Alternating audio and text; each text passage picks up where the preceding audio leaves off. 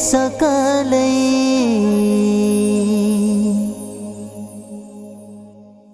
بسم اللہ الرحمن الرحیم، اللہم صلی علی محمد وعلی آل محمد مبارک وسلم۔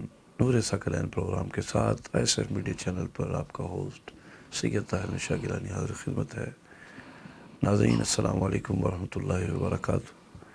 الحمدللہ آج ہمارا حضرت ابوبکر صدیق رضی اللہ تعالیٰ عنہ کے حوالے سے سیکنڈ پارٹ ہے، دوسرا پروگرام ہے۔ پچھلے پروگرام میں الحمدللہ ہم نے قبلہ والد گرامی حضور سے ویلکم جناب، آپ سے ہم نے القابات، آپ کا نام و نسب، فیملی ہسٹری، اس میں والدین اور پھر صاحبزادوں کا ذکر ہم نے الحمدللہ سماعت فرمایا تھا۔ آج کچھ ان کے القابات اور ان کے فضائل بھی سنتے ہیں، اور ساتھ ساتھ آپ کی صاحبزادیوں کے حوالے سے، شہزادیوں کے حوالے سے بھی انشاءاللہ ہم ذکر کریں گے۔ آئیے حضور، سب سے پہلے تو آپ ان کے کچھ فضائل یا القابات پیش کریں۔ بسم اللہ الرحمن الرحیم، الصلاۃ والسلام علیکہ یا سیدی یا رسول اللہ وعلی آلکہ واصحابکہ یا سیدی یا حبیب اللہ۔ حضرت ابوبکر صدیق رضی اللہ تعالیٰ عنہ ان خوش نصیب صحابہ میں شمار ہیں جنہیں رب العالمین نے اپنے محبوب کی صحبت کے لیے چنا، سبحان اللہ۔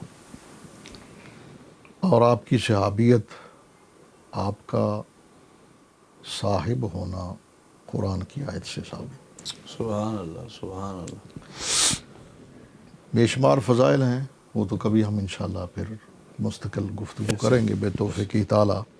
آج جو سلسلہ چل رہا ہے، ایک دو آپ کے القاب مشہور و معروف، اور پھر آپ کی صاحبزادیوں شہزادیوں کا ذکر ہوگا۔ آپ کا ایک مشہور لقب جو ہے وہ عتیق ہے، اور یہ لقب خود رسول اللہ صلی اللہ تعالیٰ علیہ وآلہ وسلم نے انہیں عطا فرمایا۔ سبحان اللہ، سبحان اللہ۔ عتیق، انت عتیق اللہ من النار،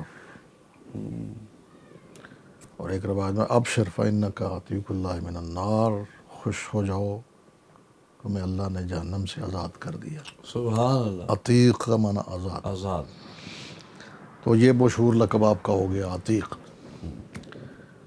پھر جب رسول اللہ صلی اللہ تعالیٰ علیہ وآلہ وسلم معراج شریف سے واپس تشریف لائے،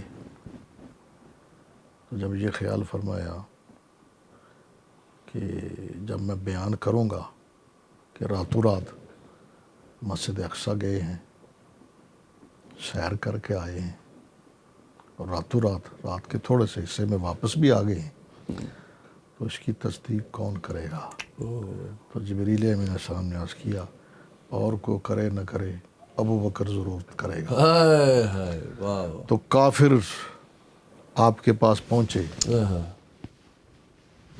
کہ آپ کے صاحب نے، پہلے انہوں نے یہ سوال کیا کہ یہ بتاؤ کہ اگر کوئی کہے کہ راتوں رات بیت المقدس گیا ہوں اور راتوں رات واپس بھی آ گیا ہوں، مانو گے؟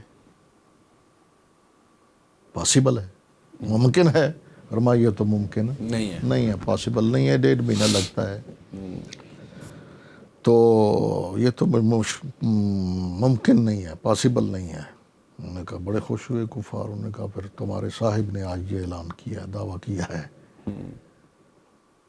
فرمایا اگر انہوں نے کہا ہے تو میں تصدیق کرتا ہوں، ابھی تو کہہ رہے تھے پاسبل نہیں، ممکن نہیں۔ فرمایا کسی کے لیے پاسبل نہیں نا؟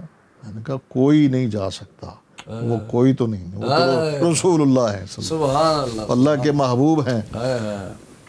ابھی ذکر بیت المقدس تک چلا تھا، آپ نے فرمایا تم بیت المقدس کی بات کرتے ہو تو کہیں آسمانوں سے ہو کے آیا ہوں، یہ بھی معلوم۔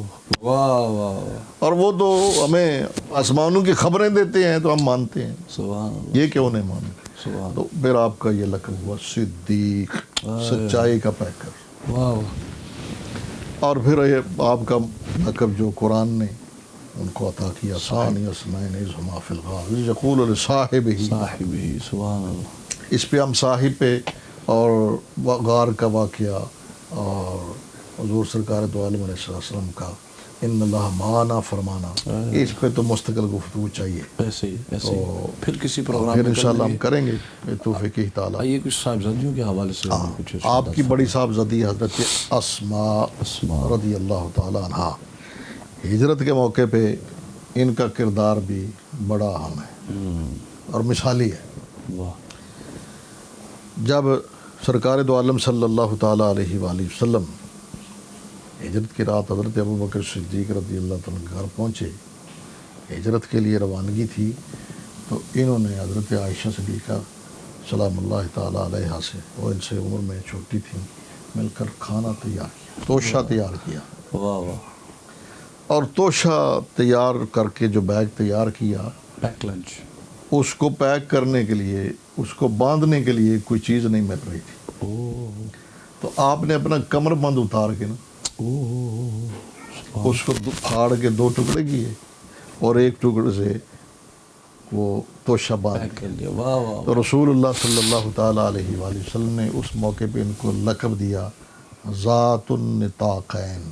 ہائے ہائے، نطاق کہتے ہیں کمر بند، فرمایا یہ ذات النطاقین ہے، 2 کمر بند والی۔ ہائے ہائے، سبحان اللہ سبحان اللہ، اور پھر یہ سرکار دو عالم صلی اللہ تعالیٰ علیہ وآلہ وسلم ابتدائی ایام میں ہی حضور کی، یعنی دیکھیں حضرت ابوبکر صدیق رضی اللہ تعالیٰ سارا خاندان ہی ہائے ہائے، وفا کا پیک کر۔ وفا کا پیک کر لیا، واہ واہ، اچھا، ان کی شادی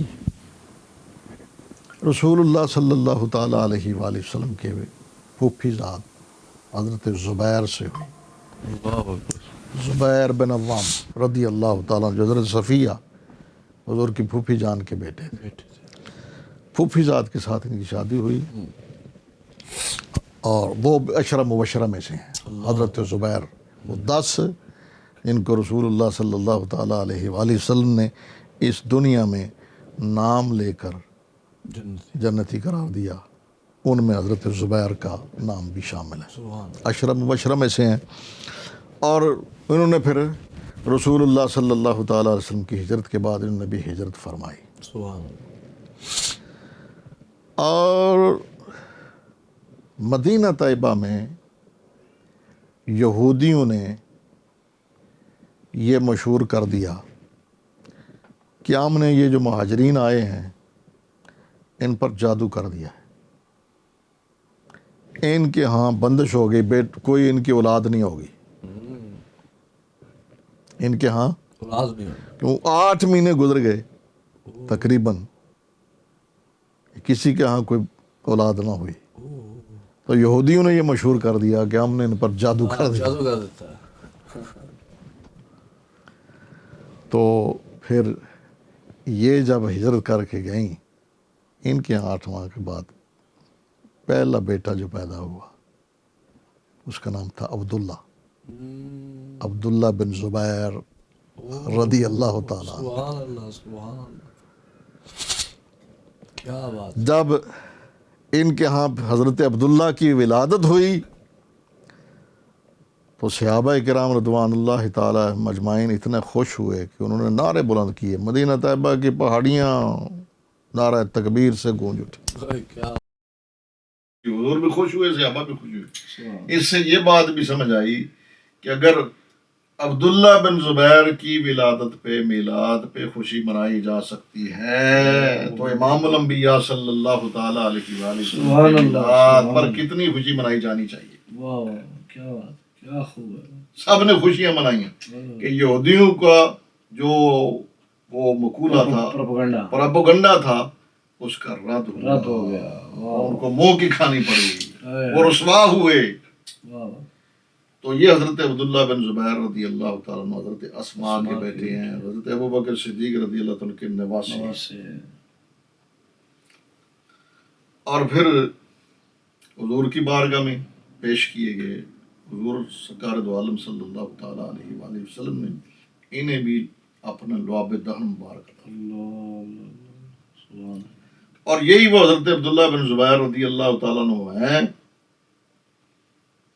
جنہوں نے یزید لعین کافر کی بیعت کو قبول نہیں کیا،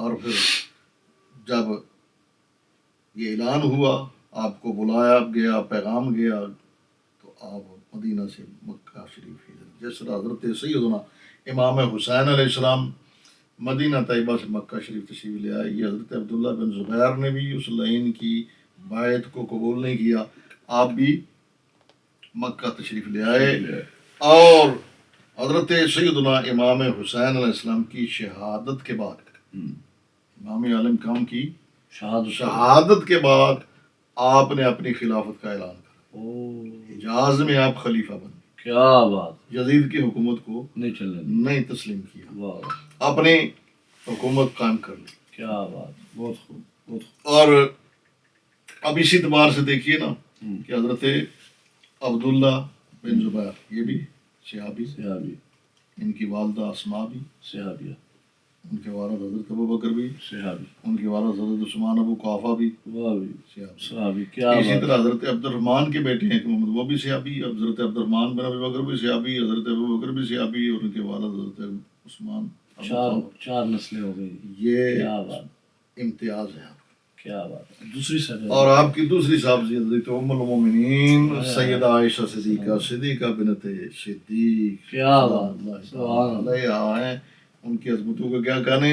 وہ تو قرآن کہتا ہے یا نساء النبی لستن کاحد من النساء، نبی کے گھر میں آ گئیں تو دوسری عورتوں سے ممتاز ہو گئی. کیا بات، کیا بات. نبی اولی بالمؤمنین من انفسہم وازواجہم امہاتہم، مومنوں کی ماں بن گئی. کیا بات، کیا شان. اور پھر ان کی پاک دامنی کو اللہ نے سورہ نور میں خود اللہ نے بیان فرمایا. سبحان اللہ. وہ تو انشاءاللہ مستقل پروگرام اس حوالے سے بھی کریں گے، انشاءاللہ اس حوالے سے ہم تفصیل سے ذکر کریں گے. اور آخری صاحبزادی ہیں آپ کی تیسری ضم کلثوم. حضرت عائشہ صدیقہ سلام اللہ تعالیٰ فرماتی ہیں کہ جب حضرت ابو بکر صدیق رضی اللہ عنہ کے وصال کا وقت آیا نا، انہوں نے ذکر فرمایا تو ہمارے 2 بھائی ہیں 2 بہنیں، اس لیے کہ ایک بھائی وصال فرمایا. تو میں سوچنے لگ گئی، میں نے عرض کیا میرے 2 بھائی تو سمجھ میں آتے ہیں، بہن تو میری ایک ہی ہے اسماء، دوسری بہن کہاں سے؟ آپ نے ارشاد فرمایا، آپ نے جو مدینہ طیبہ میں انصار میں سے ایک شادی کی تھی، آپ نے فرمایا کہ میرے وصال کے بعد وہ بیٹی پیدا ہو. تو حضرت عائشہ صدیقہ رضی اللہ عنہ فرماتی ہے میرے دل میں بات بیٹھ گئی کہ جو آپ نے فرمایا ہے بہن کا ذکر کیا تو وہ بیٹی ہی پیدا ہو، لڑکی ہی پیدا ہوگی، تو جب موقع آیا تو وہ بیٹی ہی پیدا ہوگی. بعد میں ان کا نکاح بھی حضرت طلحہ سے ہوا جو وہ بھی عشرہ مبشرہ میں سے. تو یوں آپ کا سارا خاندان وفا کی تصویر، کیا بات، اور رسول اللہ صلی اللہ تعالیٰ علیہ وآلہ وسلم کے عشق و محبت اور فداکاری اور جاں بازی میں بے مثل و بے مثال. بہت خوب، بہت شکریہ. یہ وہ انفارمیشن ملی ہے الحمدللہ جو عام طور پہ ہمیں نہیں موقع ملتا. فضائل تو ہر بندہ بیان کرتا ہے، لیکن فیملی ہسٹری، بیک گراؤنڈ وغیرہ بہت ہی اس پہ محنت لگتی ہے، بہت کوشش ہوتی ہے. اللہ تعالیٰ قبول فرمائے. بہت شکریہ جی. ناظرین آپ کا ساتھ کا بہت شکریہ. سبسکرائب کریں، لائک کریں، دعا میں یاد رکھیے گا. انشاءاللہ پھر ملاقات ہوگی نور ثقلین پروگرام کے ساتھ ISF میڈیا چینل پر. السلام علیکم ورحمۃ اللہ. نور ثقلین